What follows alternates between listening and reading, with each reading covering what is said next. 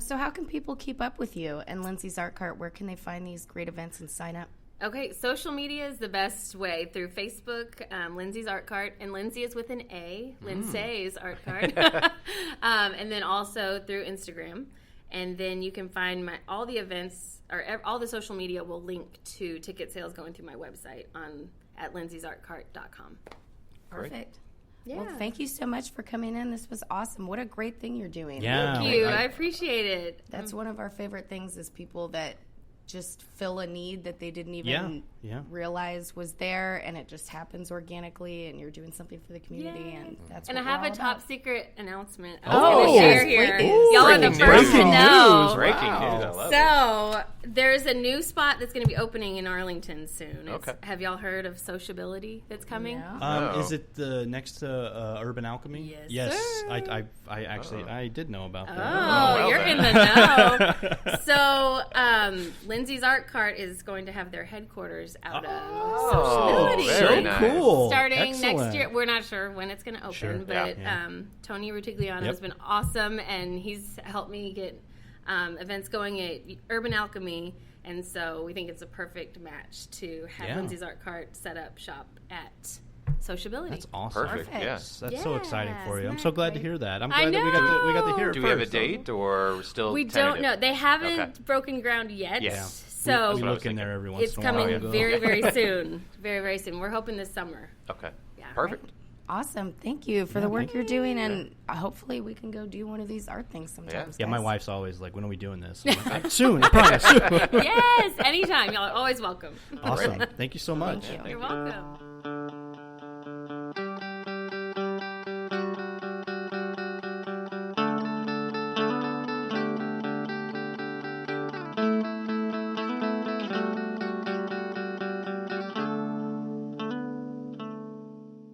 We are with Shaun McAlister, the Executive Director of DFW NORML. How are you today? Howdy doobie. Thanks for having me. I see what he did there. Yeah, I like it. So, for people who don't know, what is DFW NORML?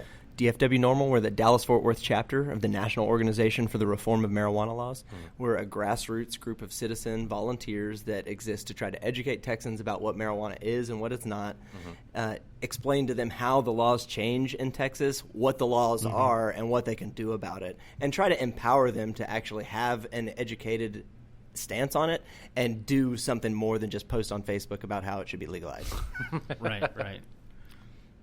So do you work on this issue, the issue of what issues do you work on, I guess? Maybe that's probably a better question. Like, what do you do at a state level, local level? Like, what do you guys do? As NORML or as me? Both. Whatever you want to talk Well, about. NORML is only focused on cannabis laws, right. so anything regarding softening the penalties for cannabis. So decriminalizing it is something we care very much about because you know it's something that immediately no infrastructure would really have to change in order for that law to go into effect. We would just effectively stop putting people in cages for this, which would be a pretty good step. We also support anything that brings us closer to having more hemp in Texas. I'm a big fan of hemp. I use it pretty much every day myself. And so anything that moves that needle in the right direction, we support. And then obviously anything in the medical cannabis realm, be it CBD or full spectrum, as well as full-blown legalization, which is probably a far cry, here in Texas. But we do support anything that would be considered a responsible and sensible marijuana law reform. And then personally, I support pretty much any freedom topic, anything that means less government in my business, more of my own money that I made in my pocket, more personal responsibility. I personally believe, along with cannabis, psychedelics have a vast and significant role in our healing as humans. Without a doubt. And so I am very interested in educating people about psychedelics as well because I'm on my own psychedelic journey now, and I've learned a lot about myself in a short time period. And I just think it's silly that people don't have access to these substances, and more importantly, they don't have access to the tools that they need in order to be able to test whether or not these substances are toxic before they ingest them. That's, getting a test kit to test MDMA is a paraphernalia charge. Wow. I had to get it shipped from Canada, guys. Come on. So, changing the stigma around drug use, for one, is what I care about. becoming a sophisticated cannabis consumer and letting people see that exists is important to me. Yeah. And letting people see that this is not what they think. It's certainly not for kids unless you need it as a medicine. Sure. And it's something that we could change if we just got our act together. And so I learned in 2011 that DFW NORML existed. I thought that I could do something about marijuana law reform, and here I am, several years later, I'm still doing it, and we haven't made very much progress, but the culture is progressing significantly in Texas. Great. That was actually my next question, is if you've seen movement on the issue of marijuana legalization with the public or with the government. I mean, yeah, so the biggest step in Texas has been that we got the Texas Compassionate Use Program put into place, which meant Governor Abbott said, okay, marijuana is medicine, kind of, for some of you. And so that is the single biggest foot in the door we've ever had in the entire history of prohibition in the state of Texas. Now, that was years ago, and less than 1% of Texans are being served by this, and it's not a very good program. It could stand to be improved in a lot of ways. And so that has been the only significant change, in my opinion, in Texas marijuana law reform, has been that, now we have some medical marijuana available. Now it's not as stigmatized, and you can't drive anywhere without seeing CBD sold. Yeah, right. Oh, yeah. I was driving to Houston for work recently, and this adult video store that has been there my entire CBD. life somehow still is there, but they're advertising CBD on their marquee. And so CBD is saving these businesses that are like otherwise completely going out of business. And I think that's just like a side benefit of, what marijuana could do if we got our act together in Texas. So what do you think is the number one thing preventing, you or DFW NORML from achieving their goal? Is it public perception? Is it government? What do you think is going on there? Probably two things. Number one, we don't have the right to referendum in the state of Texas. We don't have ballot initiatives. So we can't go and start a petition that eventually results in us voting and changing the laws like they have done in Colorado and other places where the marijuana laws are softer. So the fact that we don't have that is the biggest, most difficult obstacle, because we have to get past a very conservative legislature that doesn't really want to hear us out, and that they want to talk about their own things rather than this. Until, of course, they have a loved one with, that could benefit from it, obviously.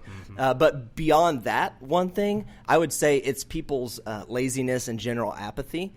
They think that somebody like me is going to do it for them, that I'm out there, or that organizations like us are out there and we're changing the laws. And yes, that's true and is happening, but I can't go talk to your lawmaker as effectively as you can, because why? I don't live in their district. Right. They don't care what I think.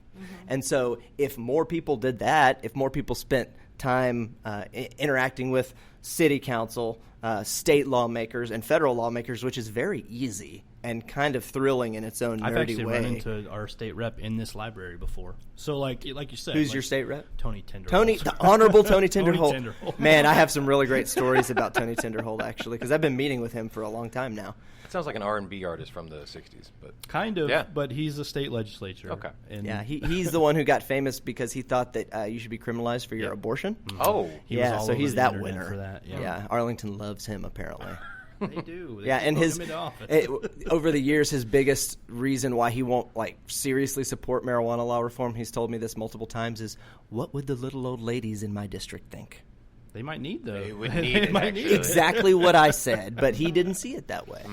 So he doesn't really want to. Yeah, he's voted recently on some stuff in a positive way, fine, but he's still a B word. Can I curse on this? This is a podcast. He's somebody that I personally don't think really represents me or Arlington very well. There we go. I would agree with that. So what events have you had or are you planning to have in Arlington?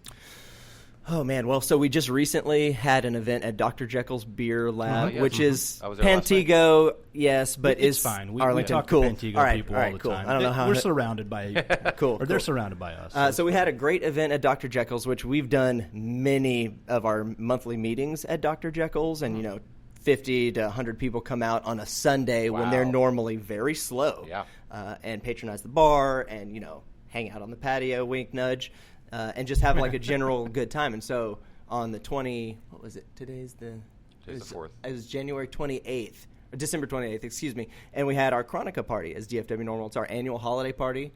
And we had, 100 people in this tiny little Dr. Jekyll's dancing and enjoying each other's company, and it was a really fun time. We made, a bunch of money for the organization, and a lot of people who told me, man, I really just didn't get out at all this holiday season, but I've been looking forward to this, and so thanks for doing this for us. It gives the culture a place somewhere to go where we can enjoy cannabis responsibly together in a place that's not like our backyard. Right. Yeah. Now, we have a segment on the show called the Tournament of Toppings. We're trying to find the best pizza in Arlington.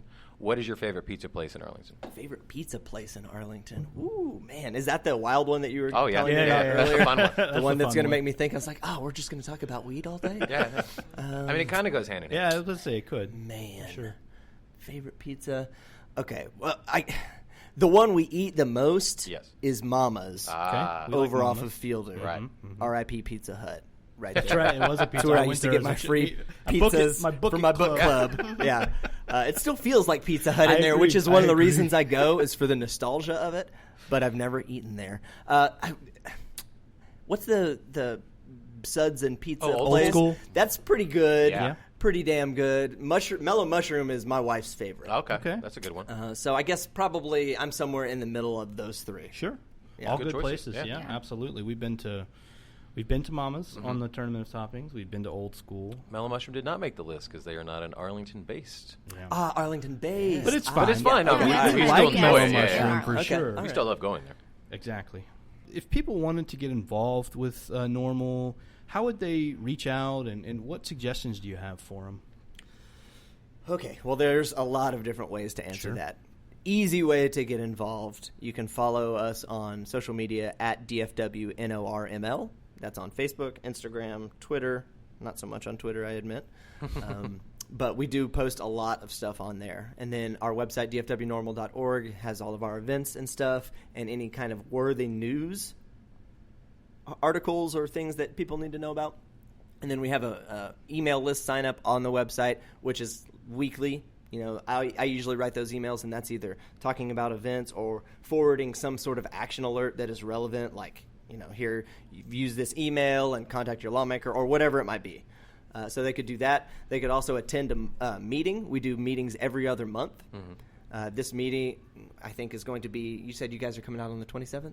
So our meeting is the day before this comes out on the 26th. So, and then we'll have another one, not in February, but in March. Okay. And then, they can join on our website, too. They can join DFW NORML. We'll fill them out a membership card, mail it to them. They can buy a shirt, buy a hoodie like the one I'm wearing. We got pins and stuff, and they can support. And that kind of gives them a way to go and be an activist in their own way. Sure. It shows this hoodie starts so many conversations about this topic. I really like that Yeah, hoodie. it's a really nice hoodie. Thanks. And, I have, several different, I've been doing NORML for a long time. You collect all this stuff, and before you know it, you're just wearing a lot of weed stuff all the time. And every day, like at the post office, grocery store, anywhere, people are asking you about it. And it gives you an opportunity to be an activist, even if you're not going and meeting with your lawmaker. Right. You can go and have a meaningful conversation with somebody that gives them a different perspective on what a cannabis either supporter or consumer could look like and sound like. I think that's a very good. It's like you're saying that everyday conversation is.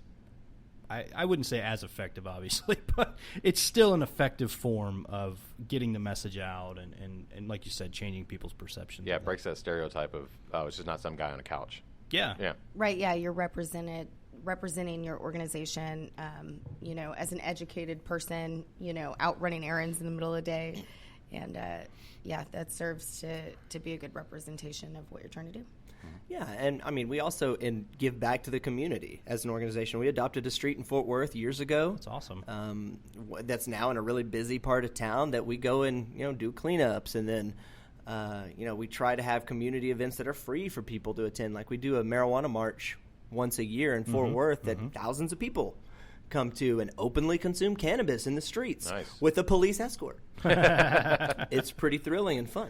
And so really, changing the laws is important to NORML, but changing the culture is important to me. And so I've been able to use NORML as a platform to do both. Get people to come out and be less afraid and more open and proud of their cannabis use, or at least their support of cannabis. Right. It's true. Great. Well, thank you so much for coming on. We really enjoyed this conversation. I'm thankful that you're out doing the work, and I hope that this inspires people to get involved and join your organization and try to get some movement on this. Awesome. Thanks for having me. Thank you so much. Thank you.